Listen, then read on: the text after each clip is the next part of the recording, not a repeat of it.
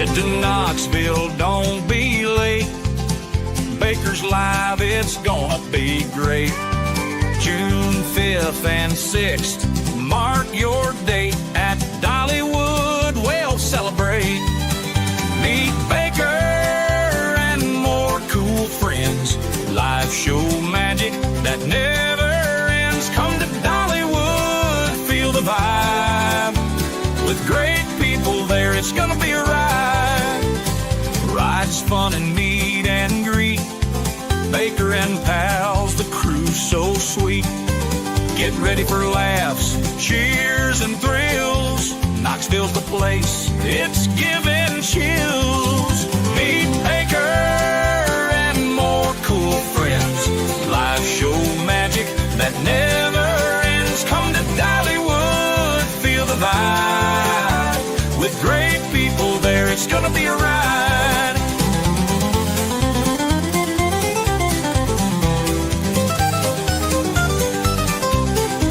June 5th and 6th, don't miss the fun. Meet Baker and friends, it's second to none.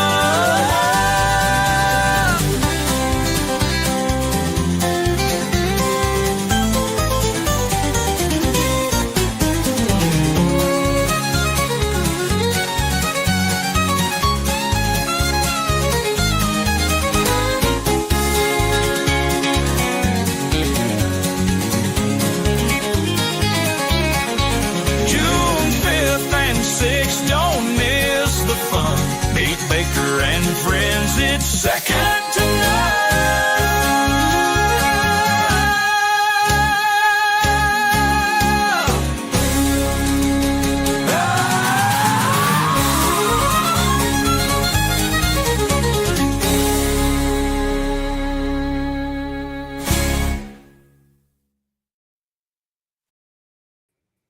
That video is so fun. It's so cute. Wow.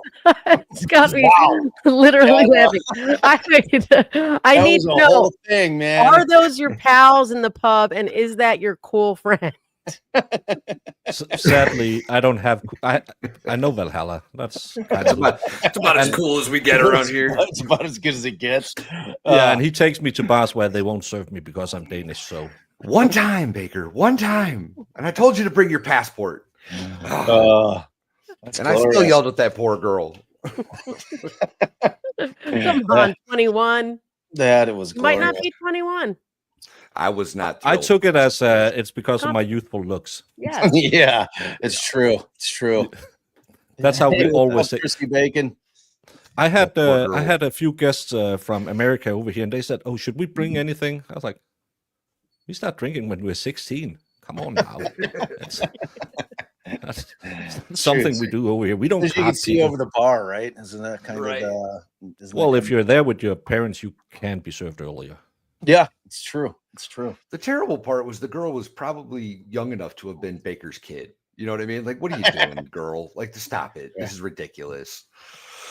Well, corporate rules are corporate rules. Yeah. Welcome everyone to another Sunday fun day about the Karen Reed case, where we will share our breakdowns, strokes, and temper tantrums we had this week over the amazing Prosector Brennan and his grasp of the law. Welcome, Allison and Bob from Defense Diaries Podcast. Bob, we met before. Allison, Yep. Thank you for joining. It's always a pleasure to meet new people. Always. And Pleasure to meet you guys as well. Yeah, happy to be back. and, like and it. you guys A lot. know Valhalla. He's here. He's here. I'm here. I'm just present. For the He's just most waiting.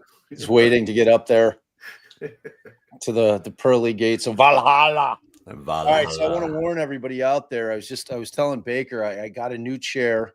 All right, so I got one of these guys. It's one of these ball chairs. So if it's you got a happen to back on see me, if I start bouncing, let me know in the chat because it'll be inadvertent, and I know it could probably be, if I start doing this, making people dizzy. Just let me know in the chat, and I'll correct it. It's my first time using it, so yeah. Yeah, I've never seen one of those before. It's pretty. It's amazing. Well, it's it's supposed to be better for your core. So I'm like, I'm sitting there. Problem's like we're sitting all day now. Yeah, I'm 6 hours on a live. I had to do something about it. So I'm like, I can't just sit here in a chair. It gets painful. It does, especially when you got to listen to people like Brennan. Your core and your exactly. No, he means the listening. Yeah, no, the combination of the chair and Brennan is like torture. It's terrible. I had to stand up and walk around at Thursday's hearing. I got so mad that I just wanted to punch a wall. Sadly, I have a very thin wall, so I probably shouldn't punch one of those. But yeah, don't do that. As your attorney, I advise you not to punch walls. It can only end badly. You know what I mean? Yeah, it's always seen in the wrong light if people come in here and say, "What's that?" Oh, that's Special Prosector. Yeah. You make up some bullshit like you were mad about some prosecutor on some case you're covering. They're like, "Yeah, sure, pal." That's sure, buddy. Yeah, that tracks. Outstanding. But how did you take the last week? Because a lot of people have been a little bit upset about the way that on the beverage yelled at the defense, and then Brennan just starts lying again, and she says, "Oh, calm down now, calm down." The way he disrespected Alessi to me was probably the worst he has been ever. Oh, if the defense team doesn't understand, maybe they should read. My dude, Alessi probably knows more than you about tying his shoes than you know about the law. The way I like to say it is Alessi has forgotten more than Hank Brennan knows. So yeah, no, it was, and I'll let Ali chime in on this too. Look, as defense attorneys, I hate to say it, but we're accustomed to judges just favoring the state. Now, like Judge Bev is taking this to a new level, obviously. But you know, I mean, Ali and I say it all the time on our lives. I'm like, when is the reckoning day coming for the Commonwealth? Like, it's like it's just been a constant stream of bullshit that comes from Brennan's mouth, and before him, Lally, and they never get it. She never admonishes them. Like, I mean, when is she going to read Hank Brennan in the Riot Act? And it doesn't make sense because kidding me? But Lally, he's in front of her every day. They've got a different report. Now, Brennan's a new lawyer, like I don't know why she's not giving him, reprimanding him or admonishing him for anything that he does. And you're right. Like when they started doing like a little back and forth and Jackson tried to like perk up about the fact that Brennan's talking out of his ass again. She's like, okay, I just want everyone to calm down. We're all both sides. That was as close as we got. Both sides, know. Right. So I agree with your assessment there. It was very frustrating. And I kind of did keep holding out hope that she was going to admonish them at some point. Like, I'm like, I feel like it's going to come, she's going to mention that there's been issues with candor coming from the prosecution side, but I guess I'm still naive. Yeah, I was like, my thing also is like, we're still waiting on the ruling on the motion to dismiss. And I was telling Ali and I was telling our audience, I'm like, look, like that is the point where I would expect her, if she's ever going to give it to the Commonwealth, that's when it's going to happen. However, I mean, no one should be holding their breath, like, because the reality is it's not going to happen. I mean, we should all just be accustomed to that. And, whether we like it or not, it's just one of those things that exists in our jurisprudence, system in the United States. It's like, it's very state oriented, just in not just in this courtroom, but in every courtroom. You're hard pressed to find a courtroom, let alone a courthouse, where it's defendant friendly, where it's constitution friendly. I mean, all you can really ask is that a judge follows the law. That's all you could do, is ask that they do that at the very least, because they're typically going to rule in favor of the state or the Commonwealth, as it were. And, as in a defense attorney, you swallow it and you proceed. You know, that's all you can do. To add And I think she's the worst we have seen for online trials because it's so blatantly. Do you watch Richard Allen though? No, No. I am one of the Okay. few guys who didn't watch the. I've had people on to talk about it. I saw it was a crap fest, and I think the Delphi. I think the Idaho 4 will be just as bad, with that judge also going in and putting the kibosh on everything, which I don't think you should, because isn't there something about sunlight being the best disinfectant? And Yeah, but he's the opposite. Like the new judge, Hippler, I'm actually a fan of, because he fired out this order 2 weeks ago saying, I'm done with everybody filing shit under seal. Like literally, he's like that is supposed to be the exception, not the rule. And hence we got a lot of information in the massive doc dump that just happened that we did not know about that case, specifically because Hippler put a kibosh on the sealing everything, because that is not how it's supposed to be. Not in this country. Like No. you're not supposed to be like filing everything under seal. I mean, there's victims, and when you're talking about a murder case, there's always a victim who lost their life. So like this concept that everything has to be hush hush and tried in the dark is bullshit. It's not the way it's supposed to go. There has to be extraordinary showings by whoever's requesting that things being sealed are sealed in order for the judge to be agreeable to it. And it was seeming like that was changing. And granted, I know what the impetus of it is. The impetus is us, all of us in social media. We have created the need, because there never existed at any point at any time in history where we had access to the kind of information that we have access to now at the speed in which we have it. All of us, when something's filed and put on the docket, everybody that does true crime, we've got those documents within 10 minutes. And we're posting about it on Twitter or X, or we're running and doing a live about it. I mean, that we live in a completely different world. So I understand the concept behind it. However, it's never going to trump our constitutional right to knowing what's going on in those courtrooms, because that is what gives us the transparency, us as citizens, that we need to know. Like, I don't want the government hiding and doing shit in the dark, period. Preach. Yeah. Well, you started to say, Baker, that she's the, and I was like, well, wait a minute, have you seen Judge Gull? But you were starting to say that Judge Cannoni is the worst that you've seen on following a trial so far. yeah, because normally you will have where you can have a little slap fest, but this is egregious with, as you mentioned, the swapped cameras. Should have been an instant nope. Then you had a witness testify, I don't know what this is. Oh, let's just play it for the jury. Should have been a big old nope. And now just the accusation alone that someone has harassed the witnesses, no proof of it, because Aiden's case is still pending. She says, well, now we can hide everything about the witnesses as well. It's almost, and I did a pure speculation video today about, it seems weird that the state is always claiming the defense is running to all of us online grifters. Grifter.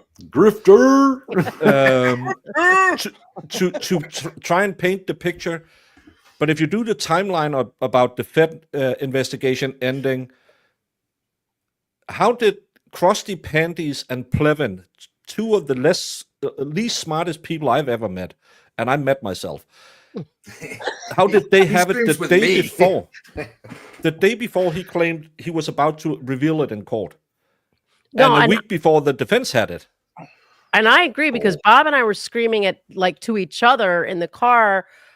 I don't know if we were reading one of Brennan's filings or we were like rewatching something, but where he was saying that, you know, she, I think it was the new filing that he filed about, that they go to their cronies online with he's just pushing their narrative and it's getting their story out there. And I'm like, how in the hell is that any different than when the police go online and they tell their narrative, And then the people who happen to be, oh, I think that narrative makes sense. They all storm the courthouse. They're holding up signs, convict, kill, child killer, whatever the case, whatever the case is, how is that any different than Karen Reed? Just like the witnesses sharing stuff with the police, or the police sharing it then with the prosecution, and then to the news media. How's it any different than Karen or someone else giving it to Turtle Boy? Turtle Boy, regardless of his method of doing things, I'm just talking about him putting her narrative out there, putting what he believes to be the truth. Now, I've heard both stories. I like this one, and I think this is true. I'm putting that one out there. And then you have the people being like, oh, okay, I like this story. Now they're going out with their signs. I just don't understand how he stands there, stomping his feet and banging his arms, metaphorically speaking, about something that happens every single day, multiple times a day, across the country, just prosecution's narrative, and then prosecution people who feel compelled by that narrative showing up at the courthouse and screaming convict, convict, convict. And he says it with such a straight face, like he's so outraged. Like, obviously it's one thing if Karen Reed or someone on her defense team said, go Aiden and start yelling at this person's kid or harassing this person. Right. But to share public information with them, I do not care how many times she communicated with him to share public information. Now, if there's something else or something else, but it is no different than the prosecution sharing it to the press, the prosecution sharing it by itself. I just don't, it makes no sense to me. Or the DA himself putting out a press briefing, vouching for the character benefits or whatever of the witnesses involved. Like, what do you can't vouch for? What is happening? Improper bolstering. Yeah, Oh, no, God. I mean, but Ali is exactly right. I mean, 100%. again, and it bleeds into the concept that what we do makes all the difference in the world. Because back in the old days, we're talking about prosecutors had a leak at the local newspaper and the local reporter from a news channel, and that was it, right? So they would get their narrative out there. They would get, everything's changed, man. Like if Turtle Boy can get 7,000 on a live and then another 45,000 watch it after the fact, it's the same damn thing. And they get to Bigger. make up their own mind. They've heard both stories. You know what? I find this one compelling. I'm all about it. I said it all the time, because the two things that were very similar in both Delphi, the Richard Allen case, and Karen Reed, is that in both of those cases, which you do not typically see, the defense put their entire theory of defense out to the public way before trial. So unlike most cases where it's just the state's word out there, this is our theory, this is what we're saying happened, and it goes unchecked, unchallenged. And then that leads up to trial. And then you have that problem that everybody who's heard what the state's theory is thinks that guy did it and hasn't put any thought into anything else, because nothing has been put out to rebut that. In these two cases, that did not happen. Here, the defense, through a motion to dismiss, and that was Yannetti and Jackson, put out their theory. Look, something happened in a house. That's what I tell you. This text took place at 2:27 a.m. or the Google search rather. And then you've got the same thing in Richard Allen, where they put out the Franks memo talking a bunch of Odinus, like guys like Valhalla over here killed the two girls. You know what I mean? I am not like those guys. Right. Sir. Come on, Excuse Bob. me. I mean, I'm just saying. People I love that when I said Valhalla type, Vikings types. Yeah. Right. It's definitely it's Norse paganism. It's like some form or fashion. Well, it's whatever a the case may butchered version be, of it, to clarify. It's 100%, but bastardized There version you of it. go. I actually looked into it because my buddy Nick Starro did a stream on it, and then I started looking into it to see what is this. And I have to sadly admit, it's a crazy Danish fan of the Austrian painter who invented it down in Florida. So That checks out. Yeah, that track. not the proudest moment in Danish history. We have a few small hiccups. We did a lot of good. We beat this English so badly we had to invade France and beat us ourselves over there again. But still, pagan Odinism isn't the the highlight. But let me just bring up Carla Bukowski. Thank you for becoming a member. And Sebastian says, Bev is one of the worst. I don't say that lightly. Thank you for 13 months. And terrible. Talk Time with Amy became a member. And Ace, thank you for gifting 5 memberships. And Ace. Nice. James Jameson. Nice. I know a lady with almost that name from the 90s. Well, I don't know her personally, but It's I've got her autobiography. Wait, you know a lady named James? That makes but Jameson. She must have had a rough go in grade school with a name like James. Well, she looks really rough now, but she drugs will didn't do age that well. to you. Can the state put Karen's defense team on the stand? No. So what I mean, what they're looking to do, there was a footnote in it. So what they're looking to do is use them as foundational witnesses. That it was unnecessary drama. It was like for drama that he did that. The lawyers can stipulate that yes, we were at these press releases were done. They are never getting them on the stand. That's not happening.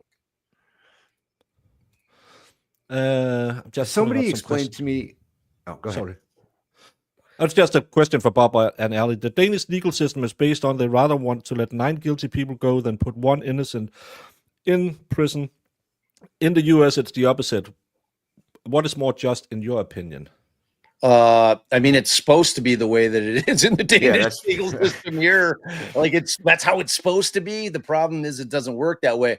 And again, and I'll let Ali jump in here, but that's why I'm a fan of the defense getting their theories out prior to trial. It's because I went into kind of a long diatribe about it. And I can't remember, I think on my last podcast episode of our Garcia season, where I kind of really went into that whole concept. Like, what is the thing to do? It can't be that we're going to seal all the documents.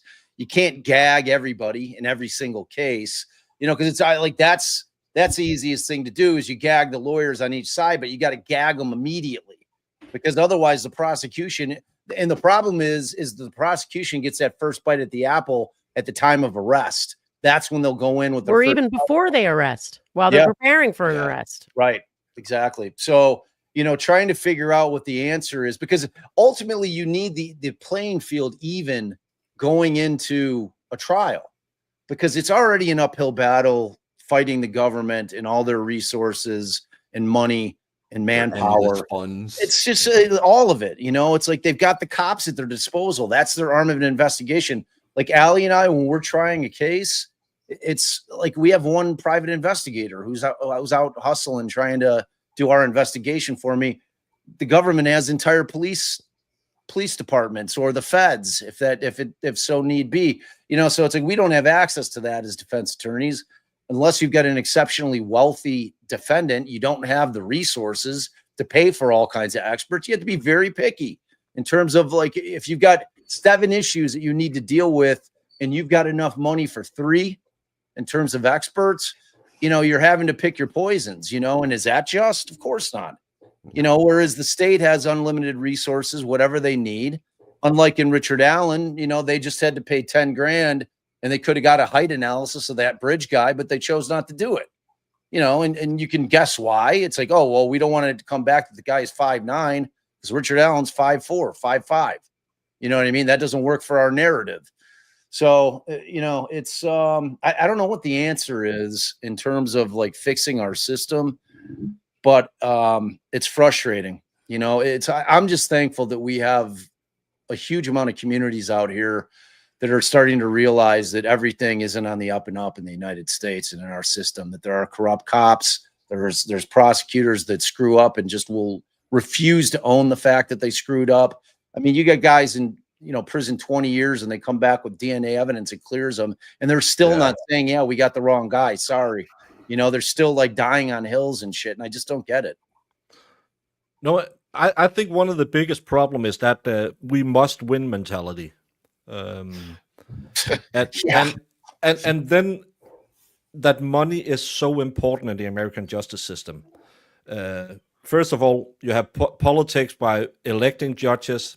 That's already putting money into a system. And then you have in Denmark, if you get apprehended by the cops and said, okay, it's late, you're arrested, as we say in Denmark, then you can say, I want Bob Motta to represent me. And they will say, okay, we'll contact him. And you will be paid by the state, and then the defendant will pay the state later. Most of them will never, ever, ever pay for their legal fees because most junkies don't have lawyer money lying around. Right. So, but because we don't have a public defense system, every defense lawyer in Denmark is publicly hired, and you can then choose and say, well, I want this one because they have a reputation. Maybe you can pay more and they can do more, but even the lowliest, I just punch someone in the face, will get a decent lawyer because they can just name a name, and if they're free, they'll take the case. I've sat with people who did peanuts, and they had some of the biggest names in Denmark because they might just have set them and they had a hole in the schedule. They must take the case. The state will pay their time. That's awesome. And then, so you have it the other way around. So the money is out for the defendant. You can get some of the greatest lawyers in Denmark. That's amazing. What do they do about like experts, funds for that? Does the state do the same thing? We don't really have that expert system. You'll bring in a witness to testify about, but all of that. That's why I'm always yelling, because Dr. Russell has to spend 45 minutes talking about where she went to grad school. If you come in and say, I'm a doctor, we believe you're a doctor. Really? Wow. Yeah. There's a huge amount of... But the problem in the United States is that experts are paid professionals. So there is some truth to be told that you can sometimes hire a shit expert to say what you want to say, which is why we have that process of like laying out where they went to school and where they did this and but I think that should be done in chambers without the jury present, because that's not for the jury is just going to be bored out of their mind. Yeah. And it's a problem. Another problem American have, you have way too many lawyers, and you really, really, really like to change rules because you are smarter than the other lawyer who were there before you. Closing arguments in Denmark is, we think we have proven it by saying he was at that bar that night. We saw that in the surveillance video. We clearly see him grabbing a bottle from behind the bar and smacking him in the head. That's why we believe this is aggravated assault, and he should carry a sentence of 60 days in prison. Thank you so much. Here are 3 cases that say the same thing. Yeah, but Baker, that's a case with direct evidence. What about a circumstantial case? Because most of our cases over here are not direct evidence. Direct evidence being you have an eyewitness who saw the actual crime, then you're trying to attack the credibility of the eyewitness and what they saw. Or if you haven't pled out. Right, we can't plead out. You can only plead guilty, but you can't make plea deals either. We don't have plea deals. Wow. Well, what does that mean? Someone pleads. That means that either you go to court or you plead guilty. But if you plead guilty, then you get sentenced by the judge the same as if you went to trial and got found guilty. Then you will go. Well, most of the times we will actually be there as laymen, because then we will say, okay, they found him with 100 grams of weed, and he admitted he did it, and he's gonna catch like 6 months for that or something like that. And they'll say, well, I had it on me, and okay, just to make sure that he's not recanting, and then we'll just sentence him. We sentence at the same time as we find him guilty or not guilty. But if you have circumstantial evidence, we'll go through it, and they will put on witnesses trying to say, well, it's weird that the meth fairy dropped 200 grams of meth in his mailbox, and we have intercepted packages from Holland with meth before to him. So it's most likely that it is his. And then we'll go back and say, is it reasonable to believe that the meth fairy is so nice to him that she just drops off meth in his mailbox without ever ordering it? I don't know. The meth fairy is a nice fairy. She just sprinkles that fairy dust around. She's a magical creature. That fairy sounds amazing. But what if he is you don't know this, right? But he is being blackmailed, threatened, harassed by some very bad dude that every time I put this box of meth in your mailbox, you've got 2 days to deliver it to somebody or, you know. Well, Somebody- if it's the right bad dude, they'll shut up, take the time in prison, and go back and sell for him again later. If it's not that bad dude, they will say, I actually have text messages showing that this biker or this street gang member is threatening me. I've had both of them where you're sitting and saying, okay, I owe the Hells Angels money. That's why I had all of this on me. And other people are saying, I just had it. And those are the guys who will be back in the business again, because that's the smart criminals. Because if you say, well, that street gang forced me to do it, you'll have a very rough time in Danish prison as well. Even though it's holiday prisons, but still, circumstantial evidence will just be handled like every other piece of evidence, where they'll say, is it more than likely that it is, we have the same, it must be every reasonable doubt must benefit the defendant. And we toss it out, we toss out cases. We have a 95% conviction rate or something in Denmark, because the prosecutor can't bring a case unless they have had a meeting at the prosecutor's office and looked at all of it and said, we think this can hold up. I had a case with a guy who was indicted with criminal fraud while going bankrupt. And they said, well, you went into the tax system and changed it so you kept the money. And said, well, I was bankrupt at that time, so I couldn't access it. You have to talk to the guy who handled my bankruptcy. And the prosecutor looked up and said, I should probably have seen that. And then he only waited 15 years. I appreciate that, though. God, yeah, that's amazing. 17 years that he's been waiting for that case. But if you were Hank Brennan and a prosector wanted to win and not justice, how would you try the case strategy-wise from the UK, and who do you want for opening statements? I think I want Janetti for opening statements if I was the defense. I like the way he talks. Really? Yeah, I like the way he talks. I guess he's the local like guy too, right? Shit right there. Give me some of that French fried tater. I like the way you talk. Yeah, I agree. I'm a big Janetti guy too. I love Bob Alessi. Bob Alessi is, you could tell when you listen to him, and he's going to be handling all the experts clearly, but he's an appellate guy. Like, he argues in front of the appellate lawyer or appellate judges all the time. It's a very different thing than when you're listening to either Jackson or Janetti do openings and closings. Those guys are trial lawyers. They're geared towards speaking to jurors, probably more than Bob is. So, but I love Bob Alessi. Like, I've always had like a law nerd crush on Bob Alessi. As soon as he's like started going in there and just kicking knowledge, man, I'm like, because he's massively prepared. Like, like, they're never going to catch him not prepared on anything. So, and Bob, I think they just put that comment up, and I think that commenter was right, that Judge Cannoni asked Janetti if he was going to be doing the opening again, and I thought his answer was no, I will not be. Wait, I thought he said, I'm not going to bring that up in opening statements. I can't remember, but I thought I thought that he was asked about the third-party culprit, and he said, I'm not going to bring that up, or we're not bringing that up in opening. I think he was talking about. I think he's talking about leading into the first trial, what he had agreed to do and what he agreed not to do. No, but she asked him. She asked again, "Is that going to come up?" She didn't want the third party stuff coming up in opening, and they said they weren't going to open it on it. But I couldn't remember.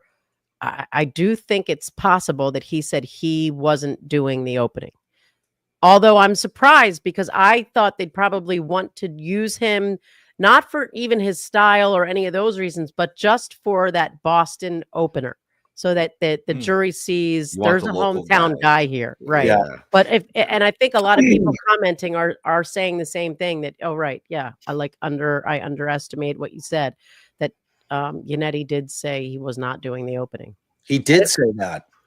See, thank you all, chat who yells And it at was me. someone's comment initially that reminded me of that. I can't remember whose it was. I think that's a mistake for exactly what you said. I think Yannetti's the guy.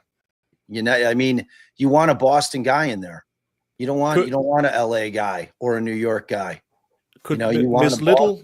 I have grown fond of her. I didn't like her during the first trial. I thought she was too weak. She has that shaking voice, and it just She fixed it though. I used to be in politics, and voices are so important. You have to sound confident to make people believe you're confident.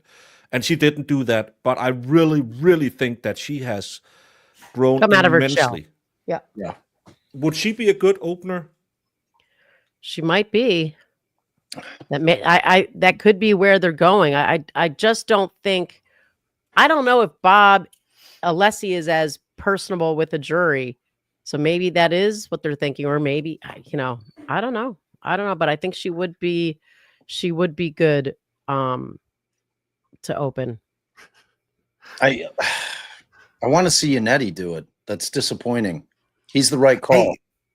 I agree with you. I think he probably is the right call. The local guy opening up, that'd probably be the smart choice. But part of me really wants to see Jackson just go theatrical with it and get in there. Then who's closing? Right. You don't want your Alessi. Or the local guy. I don't know about Alessi doing a closing. I don't know. I'm saying, like, that's my point.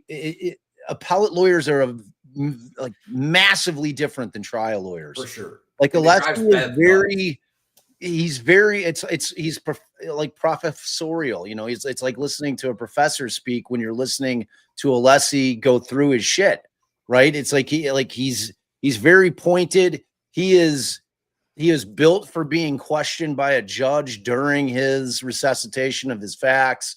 And like, it's different. It's not to say that he couldn't do it, because I'm sure he could. I just don't know if he has the same panache that like Jackson would have. So, or Yannetti or David. I'm a big fan of David Yannetti as a trial lawyer. I think from everything I've seen him argue, I like the way he sounds. I like his demeanor. I like the way he looks. I just like him as a lawyer. I just think he's a hell of a lawyer. I think the big problem with, we all love Alessi because he's brought in for one thing and one thing only: crossing experts. He's the science guy. Yeah, because they were not good at doing that in the first trial. No. AJ didn't get what they wanted from the cross-examination of because he's good with getting an asshole to like Proctor to talk. Right. But an expert is just going to sit there and say, well, I studied for 25 years. I'm only going to say what I studied. I don't care. Yeah, Alessi will be able to challenge him. And, he'll have dug into everything. He'll dug into every single opinion that he finds that doesn't fall in favor of what they're saying in this trial. Because that's the best way to attack experts, is to find where they've said something contradictory under a similar type fact pattern to what they're saying in this case, as they did in the other case where he testified the other way on it. It's a good way to blow up an expert, where you're saying, oh, well, I hear what you're saying right now. But in this case where you tried it in 2016, back in, 10 years ago, you said the opposite thing about the same thing that you're testifying to today. So, yeah, unless he's definitely handling all the experts, he'll handle both the direct examination in terms of extracting the information out of the defense's witnesses, and he'll also handle the crosses of the Commonwealths as well, for sure. Which leaves Jackson with, because I was trying to think, like, when Betterow was talking about coming in, I'm like, where does he fit? It's already a crowded room. You worry about having too many chefs in the kitchen.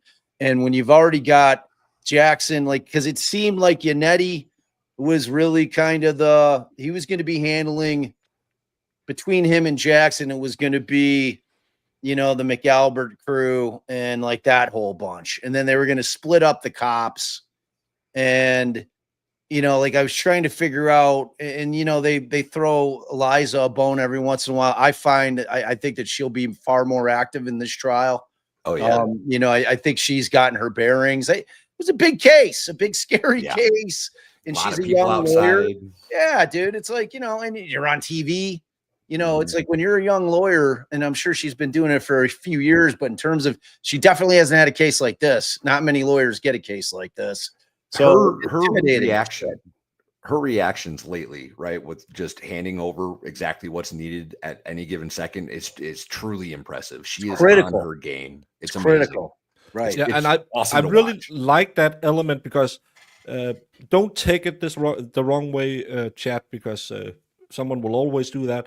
But AJ and Yannetti seems more like big picture guys. We're going to talk about it, and we have all the basic ticks in our brain, and we're just going to talk about it. Kind of like when we are streaming, I don't do homework, and then my mods yell at me. I didn't do it in school. You think I'm going to do it now? Get out of here. Yeah, why should I start now? That's some reason I flunked out.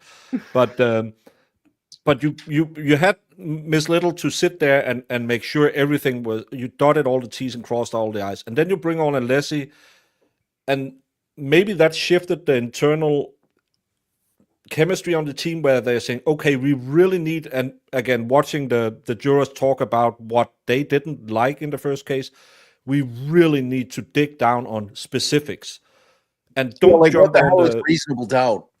Yeah. Yeah. Like they really need to dig down on explaining to a juror what reasonable doubt is. Did you guys watch the jury interview? Okay. So yeah, I agree 100%. Yeah, I mean, you couldn't walk away from that thing being like, all right, let's do that. Like you just said, like 8 of the things that you just said in that interview literally are reasonable doubt. So you clearly didn't understand what it was at the time. But that's the thing, because what is reasonable doubt? And you've been sitting there for 45 minutes listening to, you must find this, you must find that, and jury instructions. But McCrae, I think, says, just finished the docuseries this morning. Have you all seen it? And if so, what are your thoughts? I'm afraid it would not be good for Karen in trial number 2. I haven't seen it. So I saw most of it. Bob's seen the whole thing. I can't even say that I've seen most of it. I think I've seen half. And I was finding there was definitely things in it that I thought were problematic. She essentially admitting the drinking and how much drinking. I mean, even something as little as that, when you're trying to keep out evidence of the DUI, the conversion, all of those things. Bob's got a lot of thoughts because he was screaming like as soon as he watched it, just like, this is bad. This is really bad. So I'll let you take it there. Yeah, I mean, here's what the problem is that you've got, and that thing was filmed prior to and during the first trial. And the thought was going to be that it was going to be released after they got a verdict. Okay. When this thing turned into a mistrial. But if you're Yannetti and Jackson, you're absolutely furious with Mac for putting this shit out the week before trial. Because like Karen's just all over the place. Like you're going to get, this is exactly why defense attorneys tell their clients not to do interviews. Shut up. You just shut up. Just don't say a goddamn word. Karen, this is not you testifying. Now what you've done is you put out a bunch of statements that the Commonwealth is going to use against you during that trial where you were inconsistent with what you're saying all over the place. Within the documentary itself, it was not helpful. Like it did not help her at all. She's got a history of doing that. I think she generally, anytime she speaks, something doesn't look good for her. And I wish she would have learned that lesson much earlier on. I put that like, and I love them as, fellow defense attorneys, but that's on the lawyers. Yeah. You got to tell your client to shut the, no, you're not going. No, you're not going doing an article. and it was like, it was worse for that. The lawyers were on board. The lawyers definitely agreed to it. I mean, when Allison and I did our Dateline, I negotiated that with Dateline for months before it was, because we gave them war room access. But the difference was it was not to air until after our trial. Like that was the agreement. Yeah, but maybe that was the agreement here. Their trial ended. Well, then they left, like them not having the foresight that thing could have ended up with in a hung jury is not a good look. Like I from the get, I'm like, trying to sell 12 people because the jury is going to mirror what we see on social media. That is the jury. So trying to sell 12 people on the conspiracy that something happened in that house is next to impossible, especially with what they have. They didn't get the smoking gun evidence. They just didn't get that. They have a lot of circumstantial evidence that it appears that John went into that house. They have a lot of stuff that makes it possible. But when you come out like Yannetti did, and you said the first three words out of your mouth is Karen Reed was framed, you then shift the burden to you. Yeah. In the eyes of the juror, not legally, the burden's not shifted, but in the minds of the jurors, they're like, oh, well, shit. When are we getting that? Like, when are you proving to me? Yeah. Right. Show, and so it's like you have the thing with the Google search, which to me, like, I didn't find either of the experts compelling. I didn't think Whiffen was compelling, and I didn't think Green was compelling. Like, I didn't understand any of it. Like, I'm not one of those people that has to love every expert that the defense puts on, because that's bullshit. It's crazy. It's like, Bob, there has to be some portion of the framing, because the whole what the hell's going on at that backlight, all the pieces that turn up over time on the tail light. I mean, the car didn't hit the body, the tail light. That's a different thing, though. That's a different thing, though. That's a different thing than trying to pin it on the people in the house, where you're just not going to get the evidence you need to do that. In terms of, I think they have plenty to show Proctor creeping around the back of that thing. And I think that they should be able to state, which they're not going to be able to. I think that should be the remedy, that they're able to state at the second trial that the Commonwealth showed this as an inverted video at the last trial. Give that the weight that you think that it deserves, but it deserves weight. That should be telling you something. I think they're definitely going to put that. They're going to cross-examine somebody on that the first time. I mean, I'd suspect Brennan's going to front it. How does that not get in? I think it will. But the bigger question, how do you think they're allowing in a second trial? I wonder what grounds you think that Bev Cannoni is going to let that in. No, the fact that they put it into evidence inverted and said that it was not, that it accurately and truly reflected the. So they're gonna have to take the fifth, that they put something on that he got up there and perjured himself, saying no, he's gonna pretend that. He's going to pretend it was an accident. I don't know. So wait, they claim the video did record in that way, because.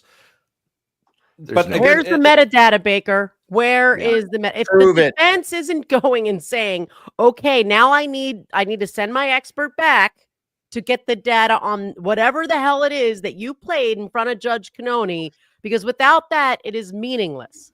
They have to either show, and if they don't have the metadata, then they need to show that they disclosed that before, what's the date? January 29th, whatever. That was turned over. Did it on the stand. Right? I invented this during the first trial. This is the Canton triangle. Time, gravity, video cameras, police work, sense, logic doesn't exist in the Canton triangle. This case makes sense if you don't think about it. That's what you have to remember. Every time you go and say fancy words like metadata, who have ever had metadata on any of their evidence? It's not like, who hasn't filed the potential exculpatory evidence in a paper file somewhere and then just magically found it 2 years later? It happens every single day in every courtroom in America, and every judge says, yeah, I know, I forget my car keys as well. It's never been a problem. It's so I can't say that. It's so slow in French that none of this evidence should ever be allowed in, because they have no metadata. We know this from the Rittenhouse trial. So when you pinch to zoom, you change the original. Yeah, well, then you can't use it. Right. And on the new stuff, even if they don't have metadata, I want you to find me one criminal defendant where the lawyer was tendered an inverted video during that time frame. Like, it was offered into evidence in court, it was tendered to another lawyer, or the metadata, one of those three things. But if him sticking it up, like, I was screaming, Why are they not objecting to lack of foundation for him putting that video up? And we're talking now about the video that Brennan put up in a hearing to establish, wait a minute, it was just recording inverted. That's the way it was doing it for this period of time. I want to know when it was fixed. I want to know who examined it. I want to know who figured it out. And most importantly, I want to know one person before January 29th that you turned over an inverted video to and said, sorry, this is the way the video was during this time frame. 100%. 100%. Well, sadly, the system overrides every 30 days, except that one video that proves that the camera worked on the 1st of January, that they just found it. It magically just appeared in this case. If anyone in a different who's colored not font, by the way, different settings on the timestamp. No way. No way. You do that. It happens all the time, but that's the problem. Is everything you see, and that's why we can do video and stream after stream about this case, because the more you start scratching, the more stupid. And again, I said this when I think brought a counsel on. I said they gave them the perfect out. The defense gave the state the perfect out, saying, "Let's blame Proctor." Yeah. Right. And Brennan started attacking Proctor for hiding the evidence, which is clearly a Brady violation, because Brady states any agent working for the prosecution carries Brady. It's not just Brennan who carries it. It's not just the lawyers, the police officers too, all the investigators, everybody. And they had the easy out. They could go out the next day and say, well, sadly, Proctor, who is now being kicked off the force because he's such a bad cop, squandered every possibility. We think she's guilty. We think she should have been convicted, but we can't do it because Proctor ruined the case. Right. That and would dismiss the charges. Yeah. It would have been the easy way to do this. Yeah, Like, they would have down. clean hands and say, well, Proctor is fired. You can't come after us for that. He ruined the case.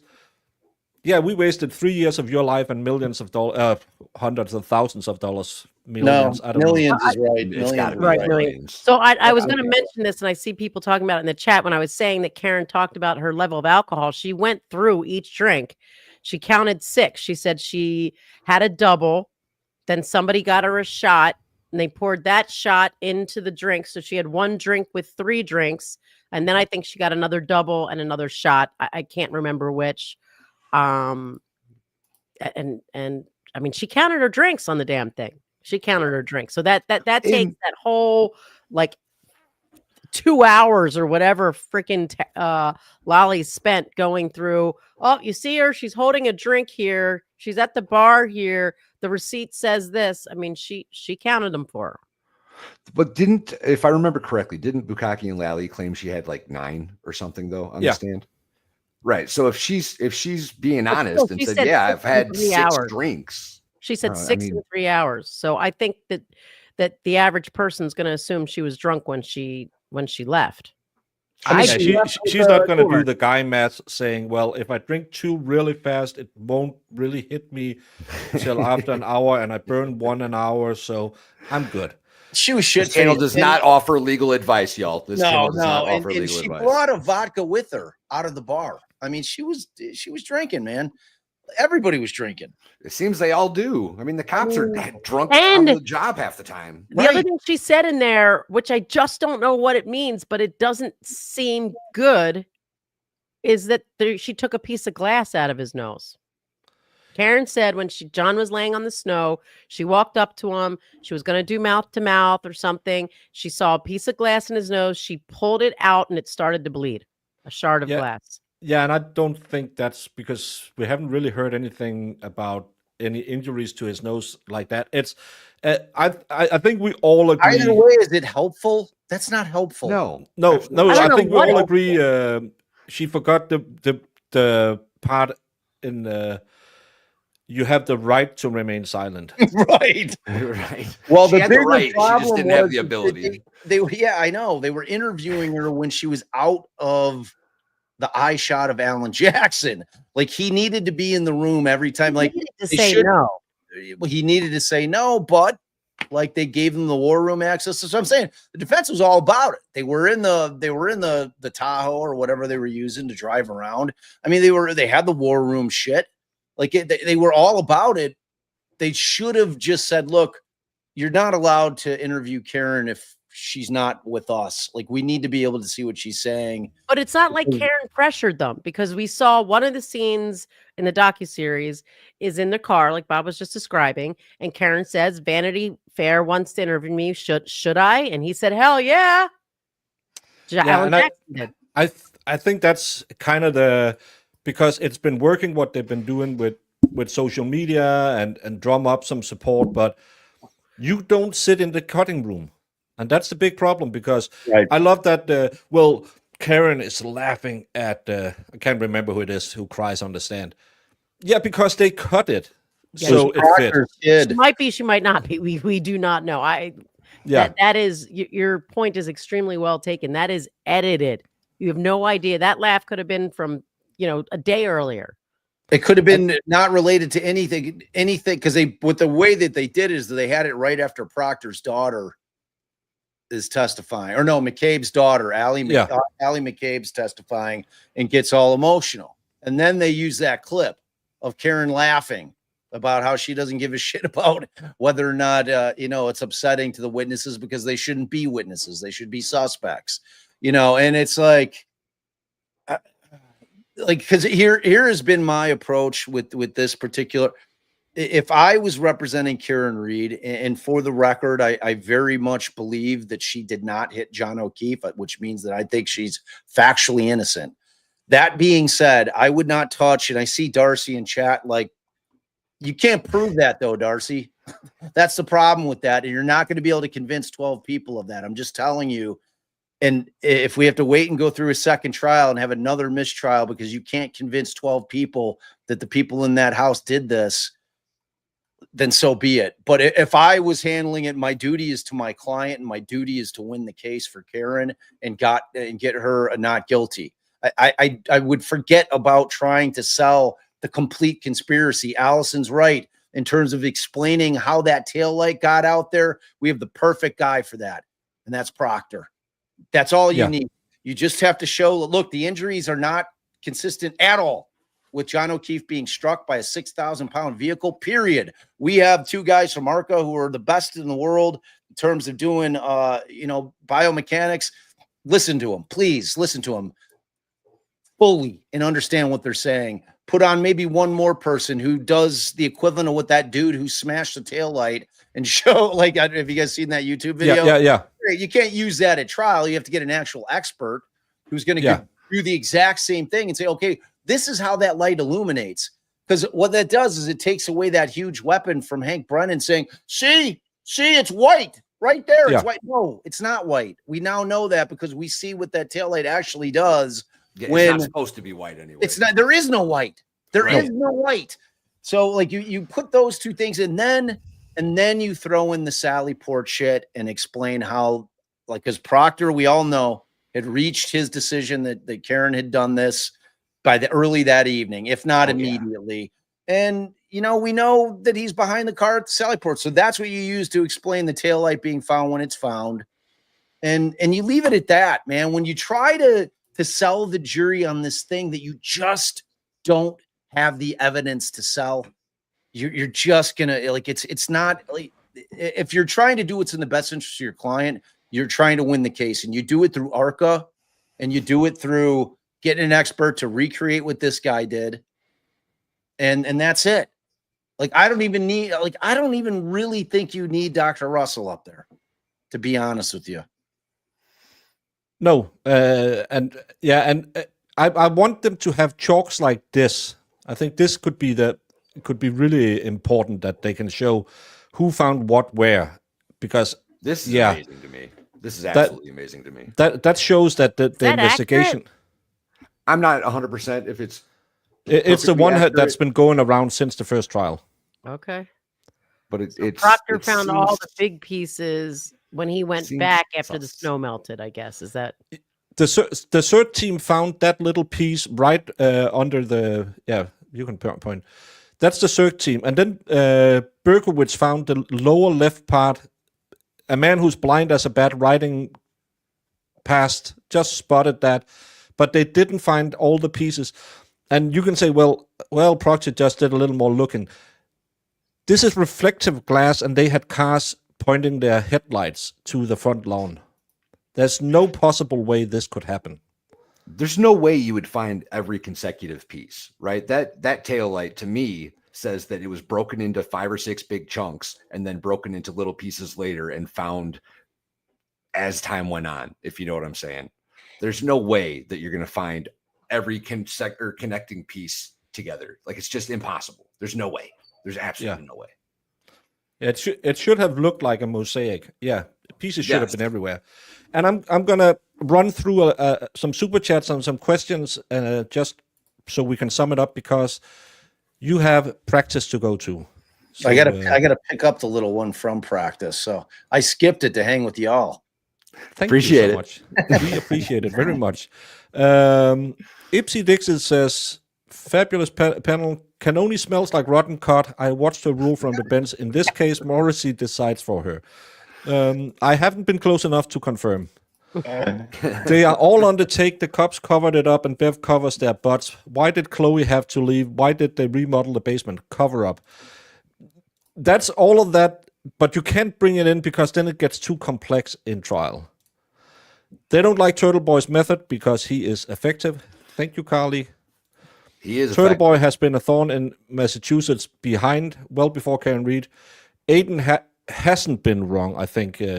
Talk time wanted to say. Not that he has been wrong.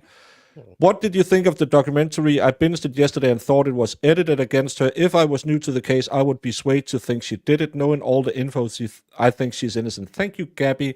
That's more or less in line with what Bob just said. And ironically, like, the defense is the one who put that thing together. See, that's what they do. That's what they did. That's what Dateline did to us, because our guy got convicted, and they made us look like total a-holes. You know, we gave them war room access. They take Allie out of contact where she's like, "Shut the F up," like, because something exciting came up, and they made it seem like she was angry. They just took everything out of context, man. It's like, it's crazy. Drama sells. Sells. Totally. And that's why you always say, again, from when I was in politics, that I want to read the interview before you print it. 100%. Because then you can respond and say, we had one journalist that every politician said, we can't recognize we said this to him, because he would take it and put it everywhere so we did say it. He could say, well, I just took down what you said, but he put it in context, so nothing made sense. Oh, you know for a fact they did not get the opportunity to screen that thing. Yeah, by the way, they would have ran into court and tried to file an injunction. You can't air that thing 10 days before trial, dude. Are you crazy? Because it was like, there was all kinds of stuff. You know, it's like Karen saying, that judge. It's like everything that she was saying is just not a good look for a woman walking into that courtroom, having to undergo another trial, man. It was like, wouldn't that be a more genuine response, though? Right? If I'm being framed, it's all truthful. 30 cops, right? Like I think everything was truthful, but it's not helpful. Now is not the time nor the place, man. Well, you save all that shit for after you get acquitted. Then you go have your tell-all. Then you could go flamethrow everybody you want. You don't do it now. Why did the judge make them name the third-party culprit? So, and I thought it was strange too, because she asked him, are you going strict third-party culprit? Or are you going, inadequate investigation third-party possible culprits, where you don't have to name anybody? Or are you abandoning this altogether? And he said the second. And then she asked him, well, can you identify it? And you know what? I didn't think it was that big of a deal, because anyone who watched the first trial knows they're saying that it's Higgins, Collins, and both the Alberts. Yeah, Colin Albert, Brian Albert. I mean, that was always the vibe you got. Right. Yeah, but I think him stating it, and again, I don't believe in body language. It's a good grift if you can get people to watch you claim that the defendant twitched their eyes twice so they're guilty on YouTube. It's better grift than I am. But the way they returned from the sidebar from the prosecution, something was said at that sidebar that wasn't said in the first trial. I'm the state didn't like it either. Whatever it was, the Commonwealth was not happy about that sidebar. yeah, because he went right down and took his phone and started texting. I think respond to a text he got while at sidebar. Who, Brennan? Yeah, Yeah. I missed They- that. you go back because the cameraman makes a drifting pan. Yeah, I was And- wondering I'm gonna why. rewatch that. I I'm was gonna like, why are we looking at the chairs? You're talking about during that time? Right before that, Oh.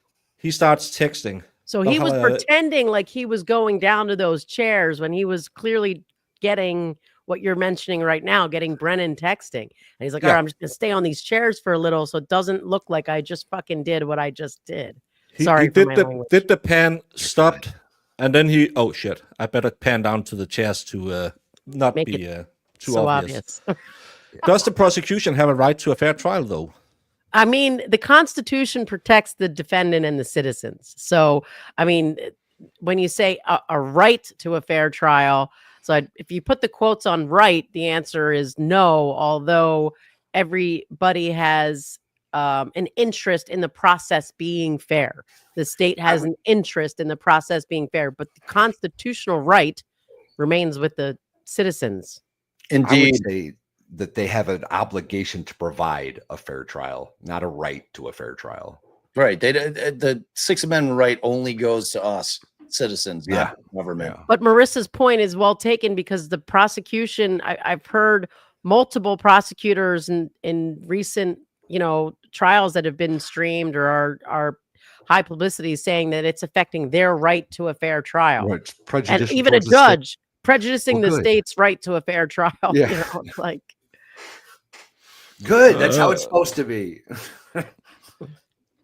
Karen Reed's attorneys have to do it monosyllabic. That's a $5 words. I don't do $5 words for Norfolk. I love the Karen Reed discussion, but want to say thank you for the daily goat therapy. You are very welcome. Janetti is a brilliant closer.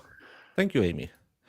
And Alessi would never finish in 1 hour. Knightley, I think that's why you don't put him on opening and closing, because he is the tech guy. He will dig into it.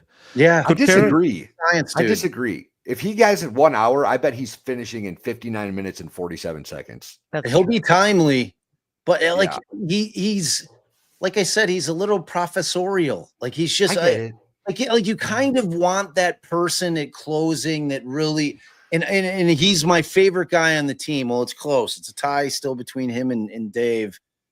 But in terms of kind of like a closing argument, you need from the defense side, you need a passionate person.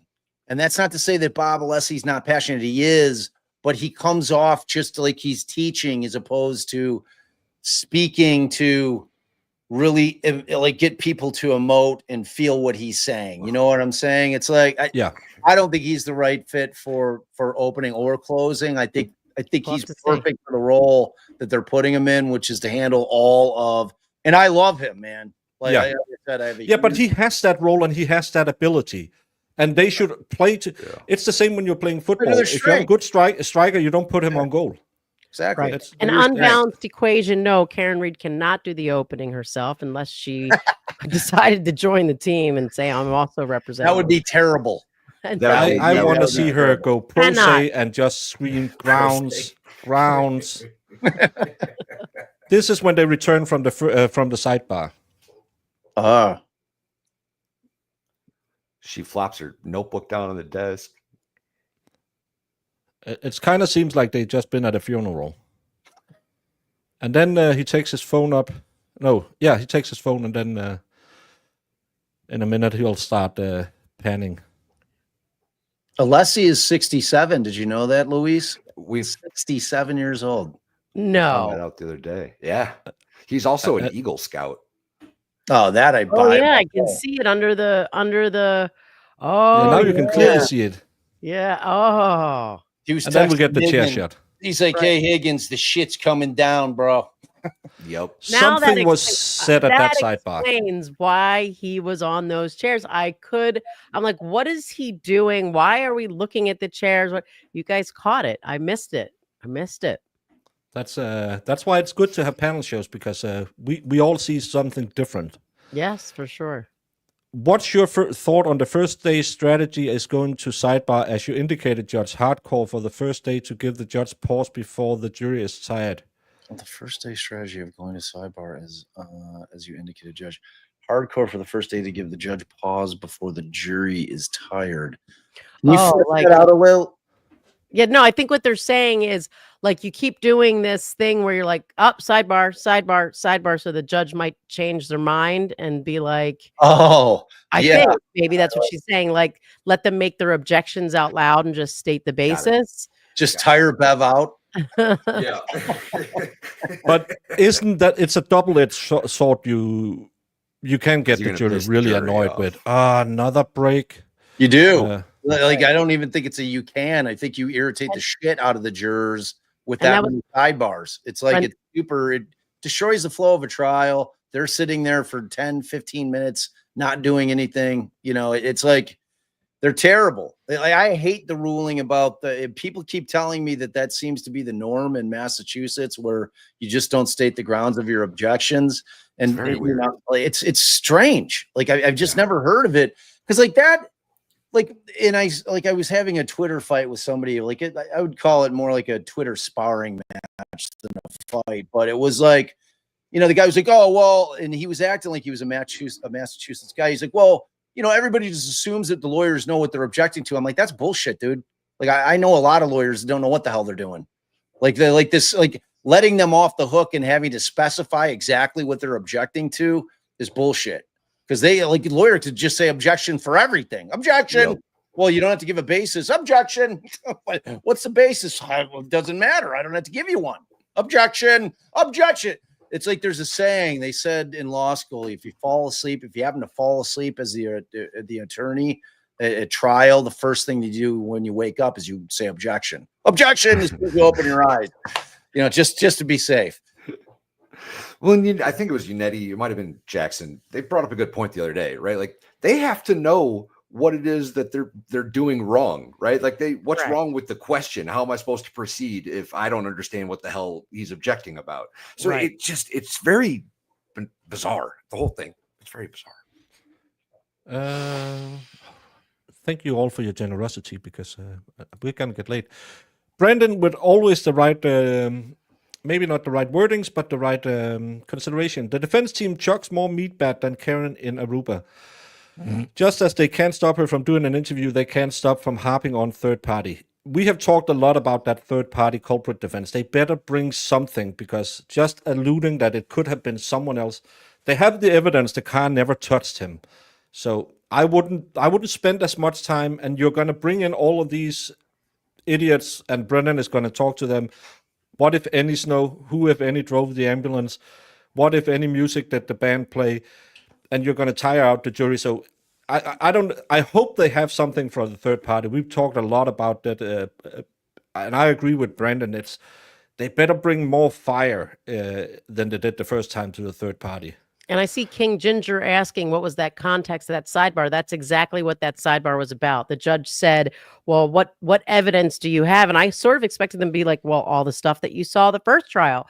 But they wanted to do it at a sidebar. And so that's what the Baker's saying. The prosecution looked pretty upset when they came back after hearing whatever was said at that sidebar about evidence of third parties.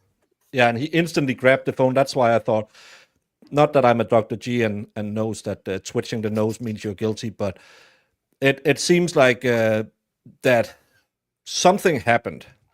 Beautiful Messy Ball says, they submitted exe files, which are Photoshop files. Why were they ever put in Photoshop in the first place if they weren't doctoring them? They should play the native files with the metadata so you can confirm them. And the guy who confirmed it said, I don't know what's on this disk. It's not mine. So it should never have been entered into evidence. Yeah, they had a lack of foundation for sure. Most of their evidence had a lack of foundation. Red Solo cups. Get the hell out of here with that. Red Solo cups. You guys all need to hit the ganja with me and you'll join my side of this argument. Also, twine strings make better bells than leather. Fight me. Thank you, Doink the Clown. Doink.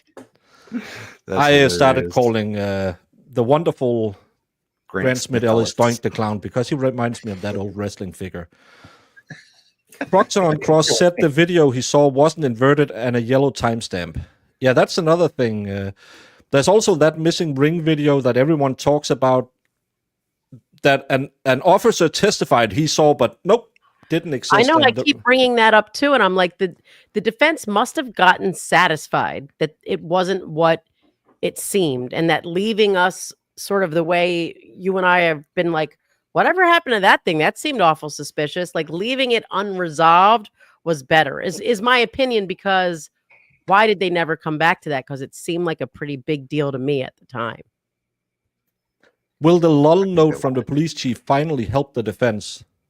I don't know. It says we didn't doctor it, so I don't think. It just shows she's an a-hole. So, can you please ask if it's possible for Proctor to tell the actual truth now he's been the scapegoat? Well, if he want to take a bird nap, it's probably a good thing to do it. And I mean, Bob was saying maybe it would happen too, but at the end of the day, he'd still face legal. He'd be arrested for, interfering. In the. Why can't my brain work? Obstruction of justice, right? Yeah. Evidence amongst tampering. other things. Yeah, at least, things, right? I mean, I could see a world in which he would want to go in there and flame throw all of them, though. Like but I can then see he'd go to that, prison. right? I mean, it's like at his own peril. But he might be like, you know what? Screw these guys. You know what I mean? He'd have a lot of, for as disgusting as the shit that he said, if he went in there and flamed through him and said, yeah, I planted all the shit. How you like me now? He'd have a lot of friends. He'd have a lot of friends on the Karen Reed side of all. They'd be like, you know what? He'd have a lot of friends in prison. Unless the feds is giving him a sweetheart deal, he's not going to talk because just like a certain other outfit, the Omerta is strong in the MSP. Yeah. 100%. Karen Reed removing glass from John's nose backs him up, getting a glass smashed into his face inside the house, says Debbie. It could do. Maybe. But again, then you have to prove that glass was from the house, and you can't do that now because the house is sold. Thank you, Angel Mama, for becoming a member, and Gerda K spent 8 months with us. What a night to we know that glass came from the bar, actually. So he brought that glass with him from the bar. No, we don't know that because they never asked the lady at the Waterfall bar what kind of glass they only asked the one of the CF McCarthy's. But now Karen Reed said that her glass was that her glass came out on the documentary then. Yeah, and she saw John go into the house now. It's like a whole different story. I watched she stated that from the start that she saw him go into the house. That's the last time I saw him, he was at the back door. That's in the first I read that in her first testimony. She saw him go into the house. At the back door and then gone is probably what she means. Like he was at the back door and then he was gone. Well, no, it's not the back door. It's that the middle side. Middle door. Yeah. If they use clips, would they have to use raw footage so it's not edited? It seems unfair to use spliced and edited footage. How to address these at trial? They should do. That's why they're asking for metadata to prove that it is consecutive. Because you can see if they have a good editor, they can put in cuts, especially when you have 42 minutes missing video. Who in their normal mind believes that, oh, that was just a glitch when things were moving on camera with a motion activated camera? I get notification if a bird lands outside my house when I have my security cams on. So bird alert. And I mean, the metadata is the chain of custody for digital for all intents and purposes. Yeah. I mean, for all intents and purposes, exactly what it is. It tells you who's been in there, who's messed with it, when they did it. You know, I mean, it's like it's why you need it. Yeah. I don't understand why they haven't focused more on the lack of bruising. They tried to do it in the first case, McRae, but they need to do it more. I need demonstratives of. But it was a side swipe. You might not get bruised because you're pivoting and swinging from a very gentle side swipe. If your elbow got hit by a 6,000-pound vehicle, it's going to look like a big purple. It's going to look like Grimace. No, wait. McDonald's The character. only part of his body that must have gotten hit was the part of the glass protruding from his hand, and then that made him pivot. Oh, so that So- was that well, made- because how in the hell do you get enough force to break the taillight but not have bruising? It's just don't. exactly. It's Exactly. I'm impossible. joining Baker. But that's exactly McCrae's point. Like I Right. cannot agree We're more. all making But it. the We're no all bruising screaming it. was mentioned in passing by not by an expert, only by Jackson in passing, like during closing. Like I would be hammering that. To me, it's the biggest thing in this case. I am convinced that vehicle did not hit him because of the lack of injuries on his torso and his extremities. They're like he was not hit by a 6,000-pound vehicle, and unless they could prove it to me, not guilty. But I excuse me, did- Bob. Trooper Paul told us all that he came out of his shoes, and that was pirouette. clearly a car strike. Yeah, the pirouette. And I actually put in all the factors that we allegedly know about weight, speed, distance, and it said you would have severe damage to your hips, your arm, your elbow, and all of that. And Or did you because plug it the- into the machine? You plugged it into the AI? I tried asking 2 different AIs and said, "Can you figure out how much?" Because it's all about newtons, baby. Right. Because how much force is transferred, and if they are claiming, and again, I love that they had 2 different explanations what happened. Trooper Paul had one, Lally had 2 doing his closing arguments. Not that you should notice that in a jury and say that's probably reasonable doubt. But Right. this is the explanation from Trooper Paul. He was standing like this, and then Yep. he did a 360 while spun, hit the curb, flew backwards. It's amazing. And Lally said he did this. If he had taken it blunt force impact, he would have his Shattered elbow. elbow would be bone meal. It wouldn't be there wouldn't be no bones back in there. But don't think about it. The bias by the court in this case, with regard to evidence and witness admissibility, will make it very difficult for a jury to make an informed decision. Thank you, Stacey Bruno. I agree. And awesome review. Julie Nagel's brother from Microdot's video said on the stand that he did not see anyone apart from Karen in the car when he went to pick her sister up, which suggests where was John? That is the biggest thing to me. I'm like, No. Lally explained that because he drove past just as John left the car. That's Tying his shoe or something, apparently. yeah. He Right under was the standing center outside car. tying his shoe. but when you open a car door, doesn't the light go on? The light was on in the car while she was sitting there. He said when he drove past, the light was on. He could only see her inside the car. And Lally said, well, he must have just stepped out the car because he was... That's another... as I said, I'm going to start pulling it down after an hour because we'll always get to the what if. If the magical Jeep that only appeared while Higgins was on the stand, no one mentioned the magical Jeep in any motions before this, any filings, any interviews. No one have ever mentioned the white Jeep outside at the mailbox. First of all, if that's true, then Nagel lied when he said, I pulled up behind her, she moved forward, she was at the mailbox. But how could he see... how could he not see John O'Keefe stepping out of the car or sitting in the car, even if he stepped out right the second he drove past him and was in the blind spot? Because you have your headlights on, you will illuminate the car, and if the lights on, you'll see those 2 people. At least, at the very minimum, 3 minutes that they were sitting behind them, hearing no screaming and not seeing a second person. And Greg is bringing up a theory that I also heard this morning, and I don't believe. Heard a theory last night that I can't stop thinking about. There's a chance D&E's secret recordings led to the juror getting tossed at the end of the trial. Jackson hinted at the juror being recorded. D&E. Yeah, you know, they had that camera that caught Turtle Boy. Aiden. Yeah, it's the home of the mediocre chicken parm. Yeah. Oh, the D&E, the pizza place. Got it. Yeah. And I don't believe, because they are saying, well, this person was sitting outside on the bench and they overheard her talking about the Can Reed case. I don't believe any credence. Again, this case has had more rumors than, I don't know. Because what they testified or told the judge in court was allegedly that she was overheard drunk in a bar yelling about this case. And again, why would he know it was this person and at this time, and he would go back and find that video?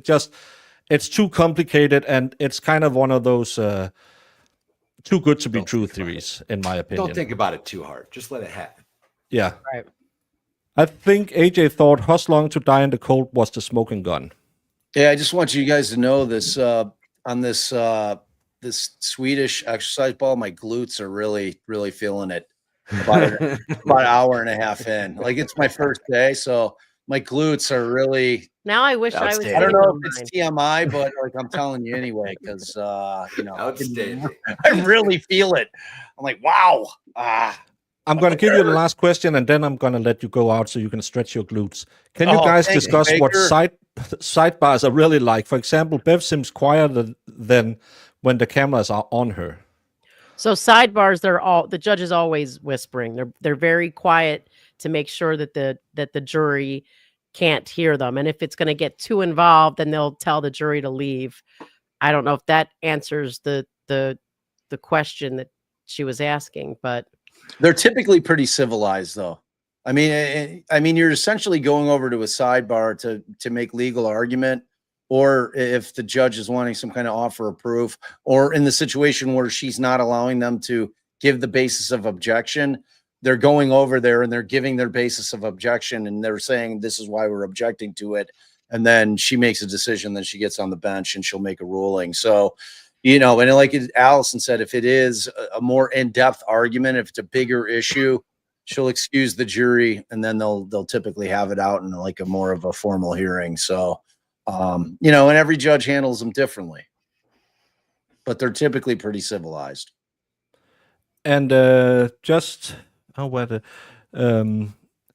to send you off, now somebody's going to change their YouTube names to Bob's Glutes. Bob's Glutes. I'm going to let you jump off. I still have a little bit of bills to pay, but thank you all so much. And again, of course, time goes by way too fast. It does. Well, we'll definitely come back and hang. And I saw somebody mention it earlier in the chat. I would love to do this. And I think I told you this last time.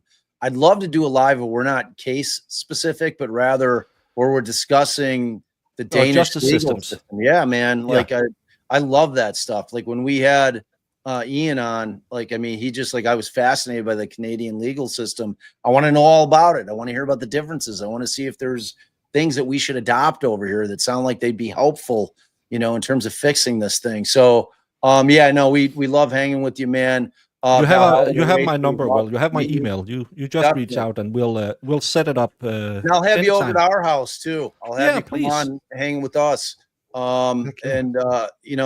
all you guys out there, thank you for hanging with us on a Sunday. We really appreciate it. Make sure you come and check us out at our channel, Defense Diaries Podcast. We love having you. We're almost about to break 40. We're like 450 people away from 40,000. Really trying to get to 100,000. Yeah, Allie's really trying to skip like 50, 60, 70, 80, and 90 and jump right to 100. So. She wants her play button, by God. Ellie is just sitting there looking at Emily D. Baker and saying, tomorrow. I'm coming, girl. I'm coming. It was a pleasure to meet you both. Thank you so much. Too, guys. Thanks for having us. All right, you guys have a great Sunday. Everyone, while they are checking out and going to pick up their daughter, please go like and subscribe, and not like and subscribe. Please go subscribe to their podcast, because they are great people and they are very entertaining as well. And we need that. We need people who are interesting when talking about the law. Too many people gets a little bit dry, and they don't. Thank you. Appreciate that. We do appreciate that. Thank you. See you guys. Happy Sunday. Have a great evening. Take it easy, y'all. Bye. Yeah. Ooh. Oh, now it's just you and me. Ooh, hey, how you doing? They are such wonderful They're people. awesome. Yeah, they're really Yeah. awesome. I thoroughly enjoyed that. This is the problem with these panel streams. They should be 10 hours long because Yeah, no we kidding. just keep going and chat keeps bringing up. And yes, Wendy, please go subscribe over at Valhalla's as well. And Ace gifted you 5 memberships as well. Thank you so Thanks, much, Ace. Ace. That's awesome. You guys are now members of the Goat Herd. You get cool emojis. And sorry, despite the look on my face, I didn't see this one. I should have shown Ellie my drawing of how John was hit. You should I have. will do that the next time I am lucky enough to talk to them. And Citizen Dane, if the wound on John's arms are not from a dog, then why spend even a single minute on Chloe's teeth? To prove it's not from Chloe, even though their expert will say it's not from a dog. Again, always go back to the assumption it happened in the Canton Triangle, so it doesn't make sense. The problem is, and I was watching, what's her name? Brit Talks. Oh, you all know her. And they were talking about the way he treated Dr. Russell, and I thought it was so disrespectful throwing that stupid book in front of her, and now he's going to bring in the guy who wrote a book that has nothing to do with dog bites, and I bet you they will use that book to claim he doesn't know anything. Well, The probably. Canton Triangle has more disappearance and weirdness than the history of the Bermuda Triangle. I agree, Miku.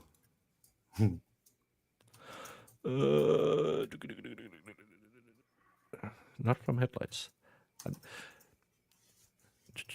So wonderful having so many people here, but you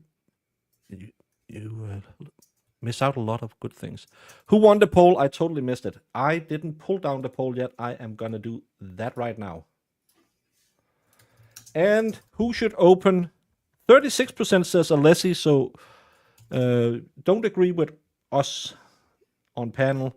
33 says AJ, 20% says Dave, and only 9% wants Miss Little to do it. I could see her with her new confidence being a good opener, but we all have our preferences. I think the safe bet is probably Yannetti. The local guy is probably the safe bet. Yeah. Like we already talked about it though. Brit Happens, that's her name. Sorry. I just remembered I haven't seen Dr. Russell's second White Eye. Well, you should go watch that. That was ridiculous. Yeah, it was. Brennan's such an ass, y'all. I can't stand Yeah. that guy. He's such an ass. Swear jar funds, just gonna keep adding to it for this case. Well- It'll be needed at some point. Oh my god. I love that Allie didn't say one sentence before she started swearing.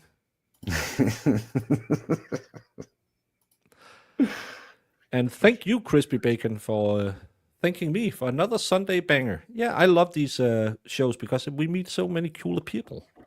Yeah, these are a lot of fun. I'm glad we're doing these. AJ by far the best for opening. I don't know. I think they need to change up. At least closings need to change up very much.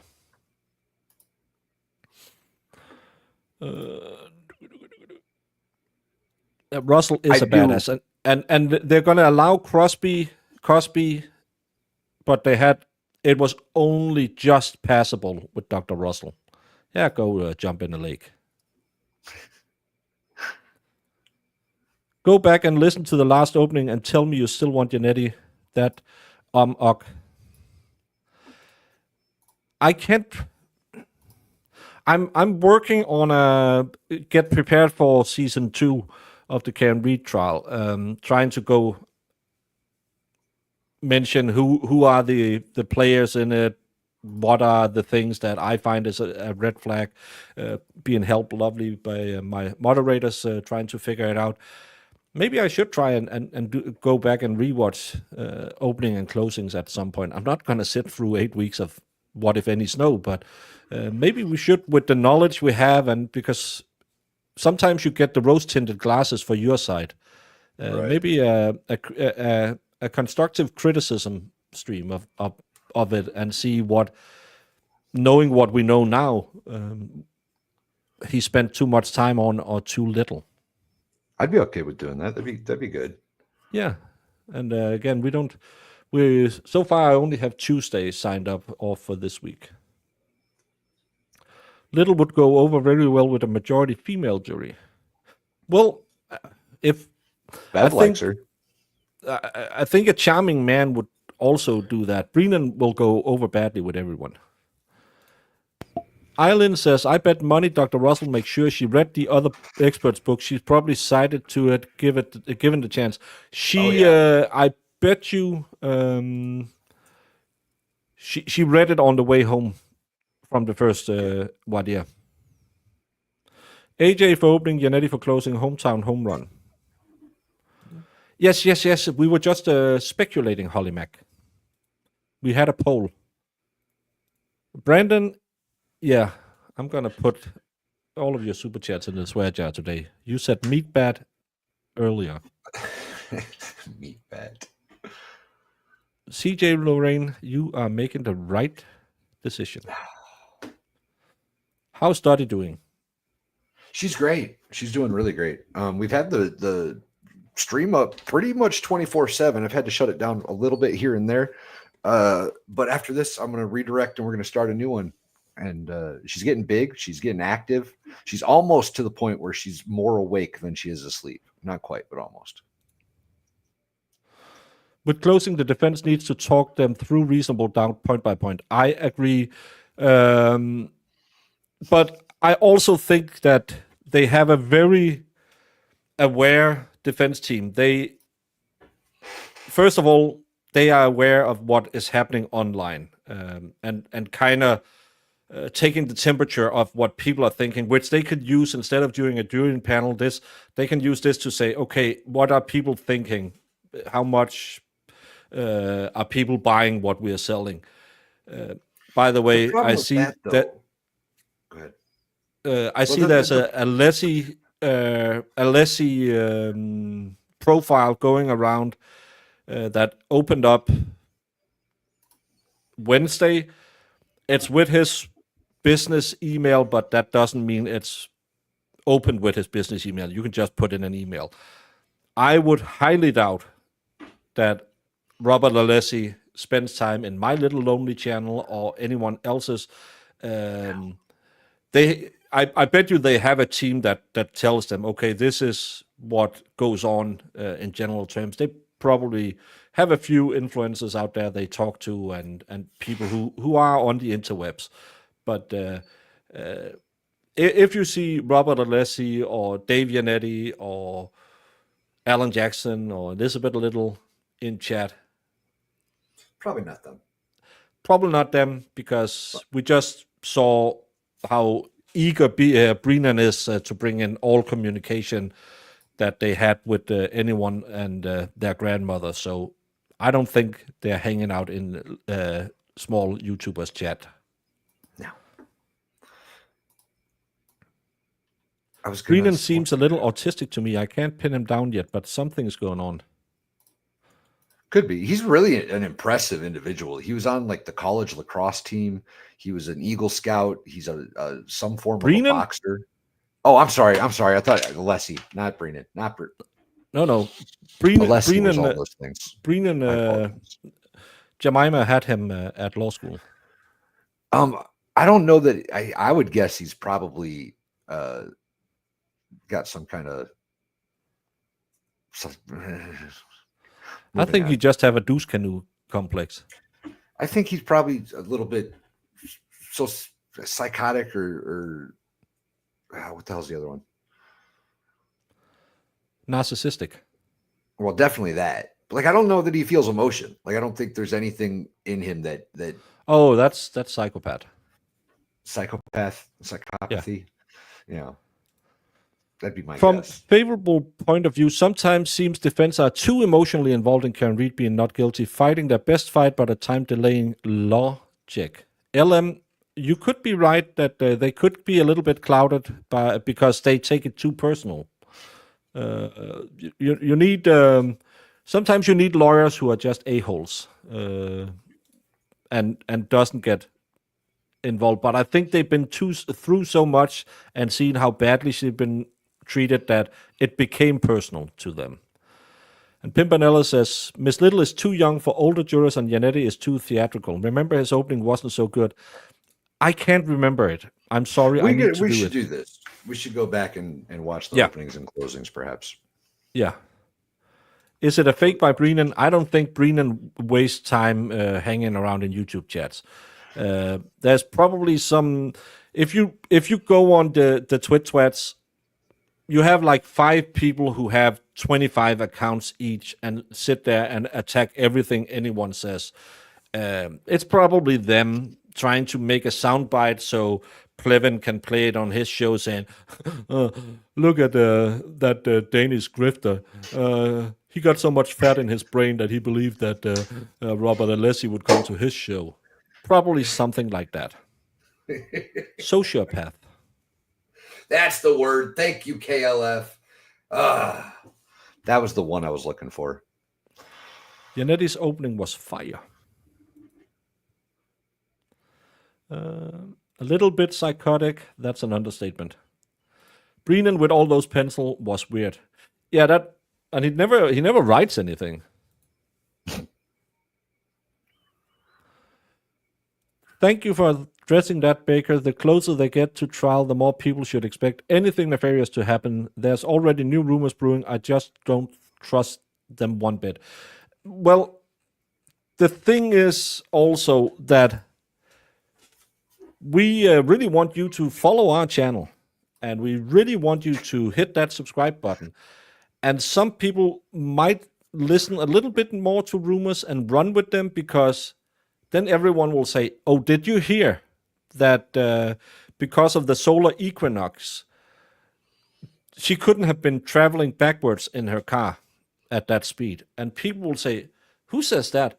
Well, Baker, you should go watch this video. Oh, cool.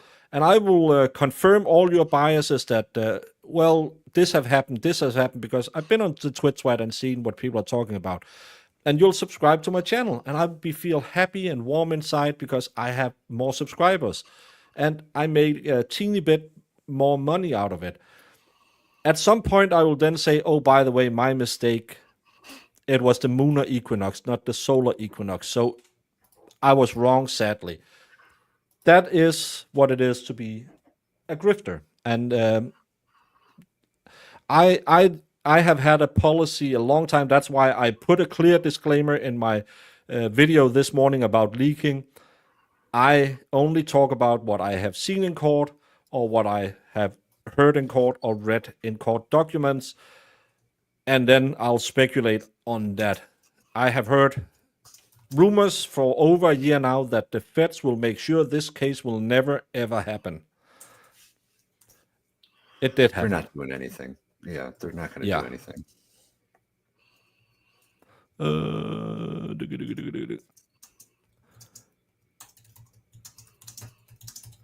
AJ has been attacked by Brennan so many times he's in anger defense mode. Could be, Jano. Could be. I think what we have seen the last 2 weeks is a defense team saying, F it. Gloves off. We are not doing this anymore. We tried to do it with sugar. It's going to be spice from now on, because this a-hole won't play ball. He keeps doing the same thing Lally did, by lying to us, by totally missing every deadline. And I feel Brennan is worse, because Lally was just lying. This guy is implying that the defense team is lying.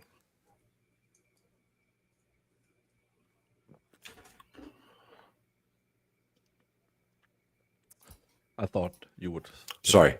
I was distracted. I apologize. It's okay. That was terrible. I'm sorry, man. That was mean of me. I should have been. I thought because I get all these comments. Why don't you let the goat herder speak? So I thought. I'm sorry. That was my fault. I was busy, yo. My bad. Yeah. Now I feel bad. I let my buddy down. Oh. I don't think Yannetti was too theatrical, but I think they need to stick to showing all the problems with the Commonwealth theory and evidence collection, no chain of custody, etc. I think There's we so need many. to. Yeah, but the big problem is, well, now they're going to put names on the third party culprits, but they can't do that in opening, and they can't really talk about the third party.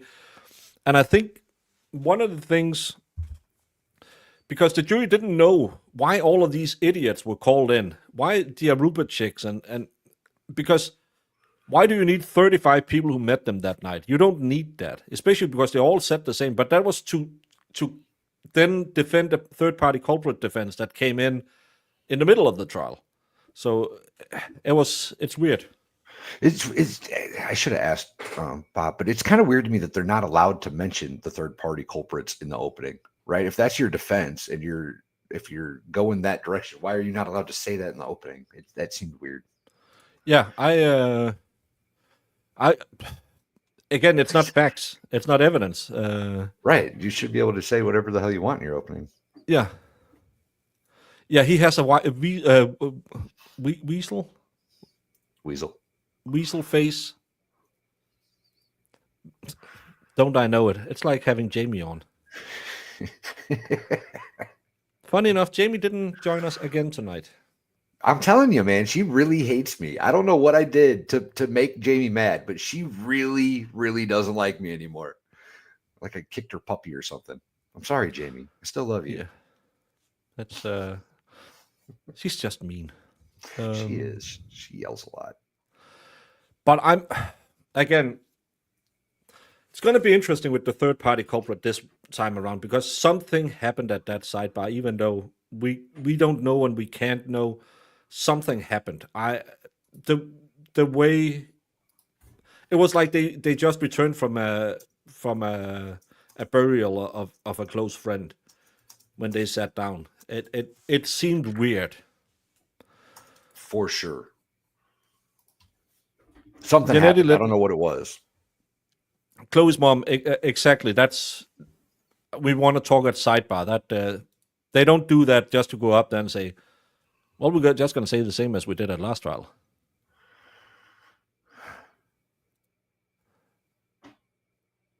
No, actually not that unheard of. There's not that many sidebars in this case. I have seen way worse than that. Brennan is going to object constantly, most likely, and then he's going to anger the jury because let's just remind ourselves about something. The most important people in this case that everybody seems to have forgotten in this room is the jury. So we're going to take a 15-minute break and both sides take a pregnant pause and think about the jury. The jury will get annoyed with you if you constantly keep interrupting, putting them out of the room, going to sidebars. And that's why I don't think it would be a good strategy from the defense to object, sidebar. Because it's also what a lot of people tend to forget. It's not about the evidence. It's not about the law. It's about the jury. And the defense actually has an upside from the last case because they didn't buy the third-party culprit defense and they didn't understand what reasonable doubt is. That is where you should put your focus in the second trial. And you should spend a little more time than 2.5 days on your defense, it seems like. Yeah. But didn't Brennan said he thought it would take 6 weeks, full days? That's like 10 days bev time, 10 weeks bev time. Was it that long? Maybe it was that long, yeah. I think he said 3 weeks. Hey, Julio. Hey, Julio. Julio has if you are into the Idaho Fall case, she just dropped a really good video this morning that I recommend everyone to go check out. Heck yeah.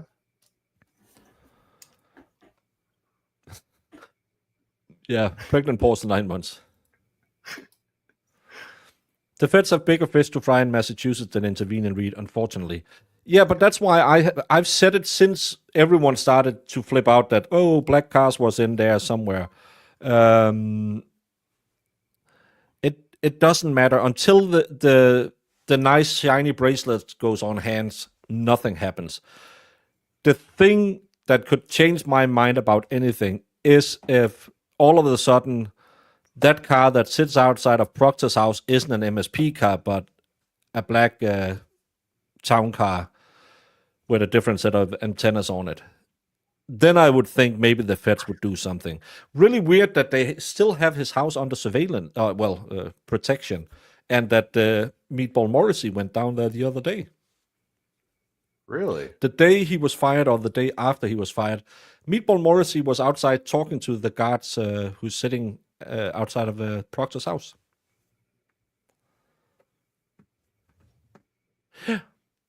Why would the DA have anything to do with the firing of Proctor? It's it's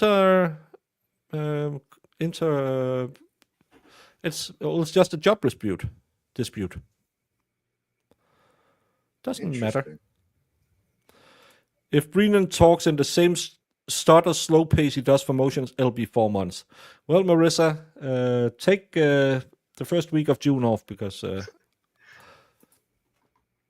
she has the audacity to say she needs a job because I don't pay for her work. She should. I pay an exposure. Dang, Marissa. You're getting paid in fame, girl. Kathy Trout says Catalina is on a pregnant pause. Yes, she is. Damn goat. She needs to get this baby going. Yes, he actually was at the DA's office when he got. Oh, that's right. He was like the DA investigator or whatever. That's right. Everyone who was DA investigating anything in this case who was disciplined, or they have all been fired, not fired, but disciplined since then. Funny how it's not a workplace problem. Weird. Morrissey defended Proctor in the hostage video. They're buddies.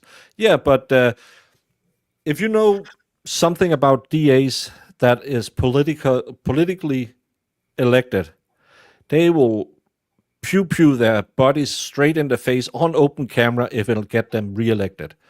Buddies disappear when buddies don't have any use for. You don't have any use for that buddy anymore.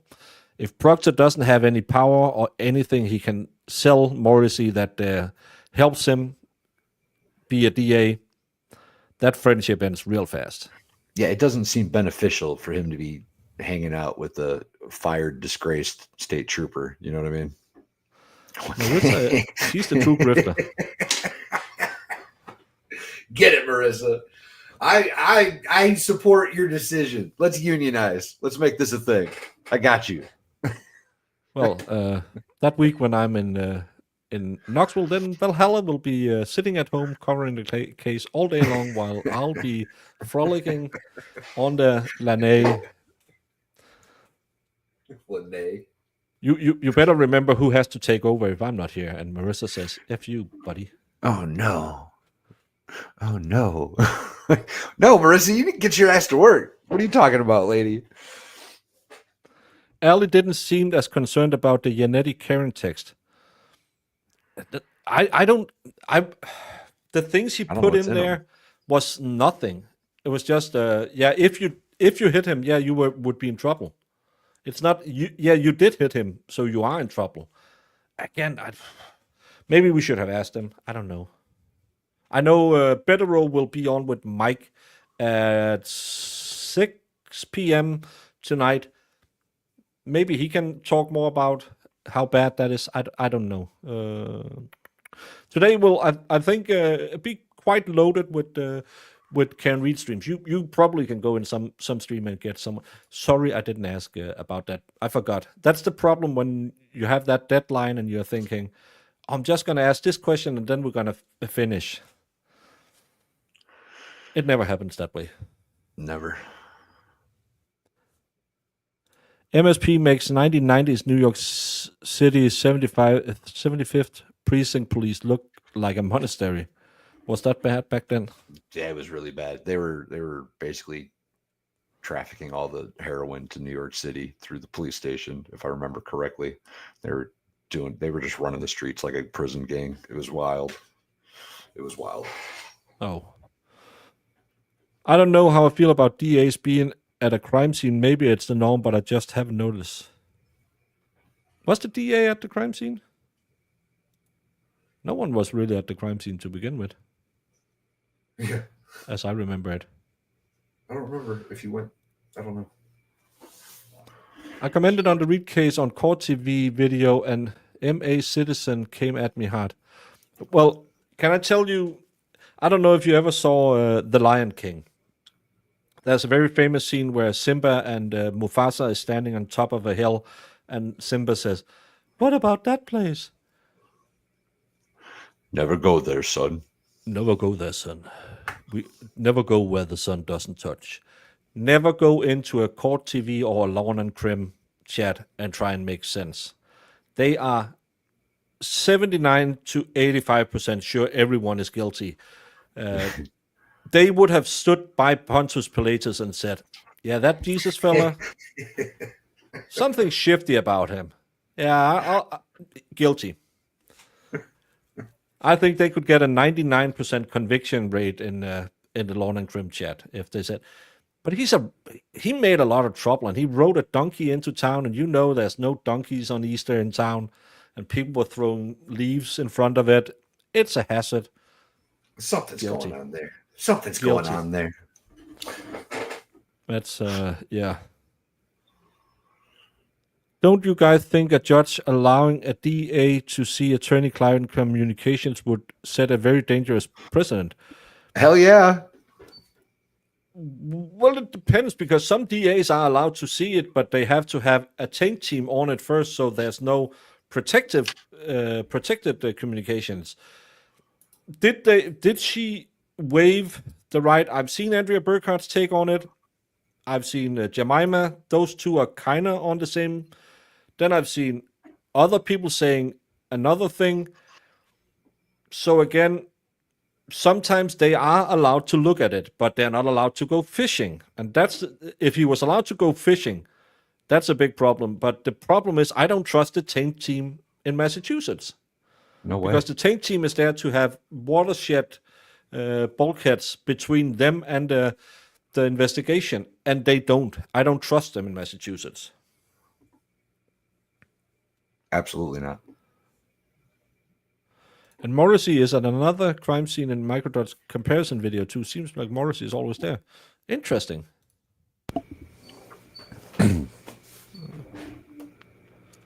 Pontius Pilatus. Don't you call him Pontius Pontius Pilate. It's Pontius Pilatus. Hey, I didn't create the translation, No, but it's man. that's how it's named, because he was the Roman stateholder, so it's probably not spoken in English. It was probably Latin, because I didn't make it. I didn't make the rules. I didn't do it. no, but Trust it's me, bro. Tainty. yeah, Ipsy Dixit. Why was all the plastic found on the lawn and nine in the road? If it shattered, it would go in all directions. Canton Triangle. It works if Canton you don't Triangle. think about it. Why wasn't the glass inside of the taillight house? That's where it would have gone, because it doesn't go poof. It would have gone inside first and then being projected out. So it doesn't make sense. So please, it's just stupid. And again, you have the debris field all of a sudden growing by three feet or however much it was when they told Trooper Paul, "Did you know they found glass here?" And he was just like, "Yeah, it doesn't change the thing." It changes everything, because it's a totally new equation. You have to go home. But he never scientified anything, so he can just make it up. The cops might be at Proctor's house to make sure he stays shut up. If they had any fear he might be talking, law enforcement would become his worst enemy, like it happened with John O'Keefe. I think they are probably more there as a reminder than to make sure that Turtle Boy doesn't drive by and yell "idiot" out the window. That's my thing. Restless Mom, of course, you're right. Those taillights doesn't shatter first off. They aren't glass. No, they are actually constructed to splinter and not cut you up. And again, watch the video of BN 33. Well, the one where he slams it. You need a hammer to break a tail like that. It doesn't make anything.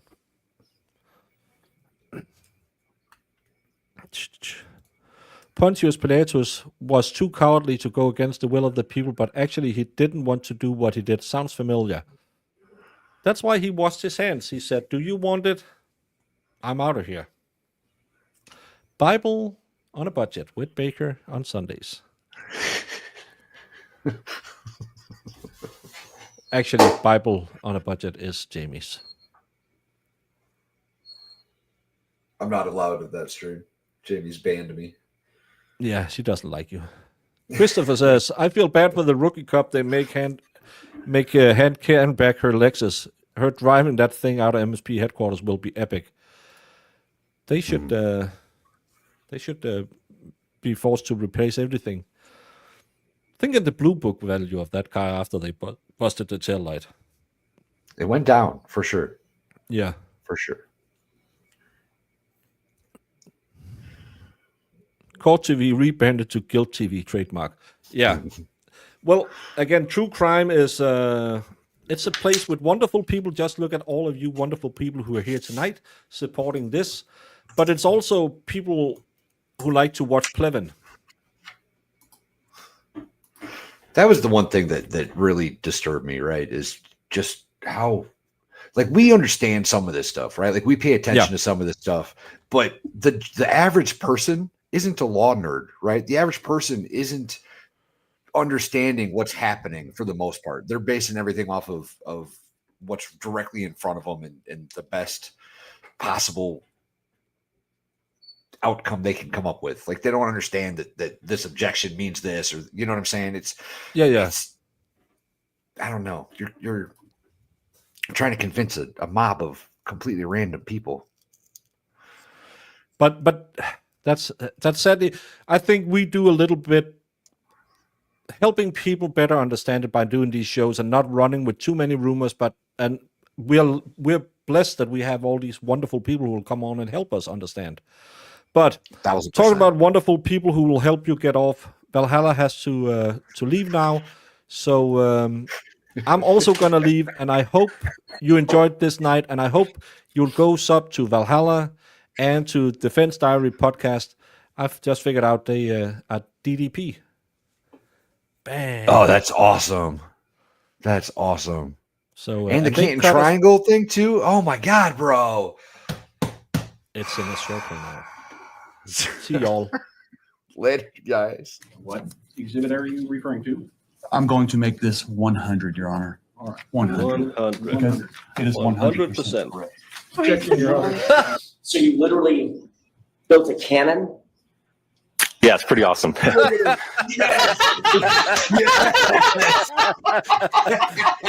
right, I'm in love. Go back. Please do that again. Oh, that was the cutest thing I've ever seen. While I'm waiting for this, did you, whether it's true or not, believe that Mr. Randolph had slept with your wife? I wouldn't care. You wouldn't have cared? No, Did you believe he had slept with your wife? no, Did you believe he slept with your mother-in-law? probably did. Everybody has. So there. Everybody has.